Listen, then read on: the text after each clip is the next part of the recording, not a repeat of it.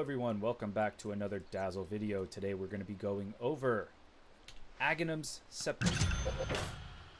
Okay, what it does, what it offers Dazzle, how does it buff Dazzle. Shadow Wave can now target and bounce between enemies in addition to allies. When bouncing to an enemy, they will take damage and heal nearby allies equal to 150% of the normal healing and damage values.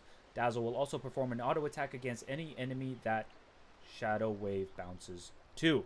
First, I want to just point out that I did do a video on Shadow Wave. I think it's called Introduction to Shadow Wave, and that will go over some of the basics of the numbers here that are listed. Second, we're going to go over just the basic raw stats.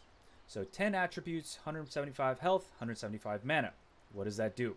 Well, it gives you around 400 health, it gives you around 300 mana, and then it gives you around 20 attack damage. Okay, so it's a pretty solid health mana item just by itself, okay, without the active. Let's go over the 6 or 7 reasons why you should buy Ag Scepter. The first way Dazzle's Ags buffs Dazzle is through late game Lincolns, countering Lincolns. Lincolns is a very popular item right now. A lot of the enemy carries are going to have Lincolns, so you have a very cheap and low cooldown way to break Lincolns for your team.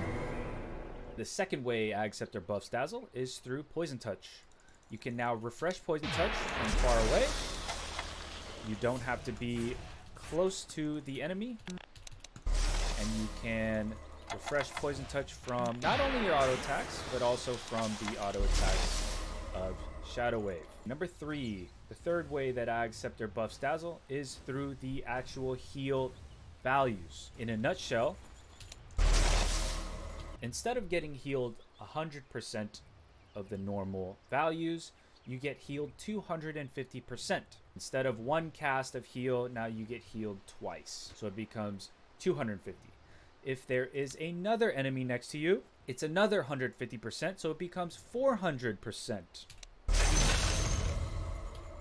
Going along with this, the fourth way that Ag Scepter buffs Dazzle is through the actual damage values. So even though again it says 150%, it's actually 250% of the damage, and you can cast it from far away. The fifth way that Dazzle gets buffed by Ag Scepter is through Bad Juju. Bad Juju is a spell that the more you can cast it, the more powerful it becomes, and Ag Scepter allows you to cast Bad Juju on your allies and enemies more reliably and more frequently, so that the stacks can build up quicker and the enemies get weaker and your allies get stronger. The sixth way that Dazzle's Ag Scepter buffs him is the fact that you can clear creep waves just like this. Okay? You don't even have to auto attack them at all. You just walk into a creep wave, press E, and it clears them instantly. Same for jungle camps. It clears most jungle camps instantly. You might have to cast Poison Touch and Shadow Wave. And again, Shadow Wave is a 75 mana spell, so extremely low mana cost for such a high upside. You can push waves, create pressure, jungle really quickly, so it just increases your farm and increases your impact on the game.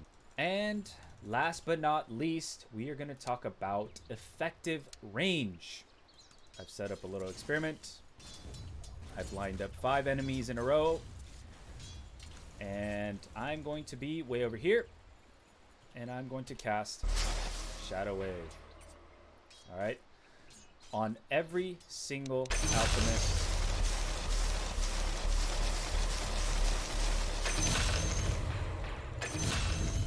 Along with this, one of the great things about Dazzle is you do not have to have vision of heroes to hit them with Shadow Wave. This also means your auto attacks will hit heroes that are invisible. Okay, so there's a Ricky here, and I'm going to kill him from far, far away. Even if I don't have vision of Ricky, I can kill him. I hope you guys learned something, and good luck in your next games as Dazzle. Let's do this.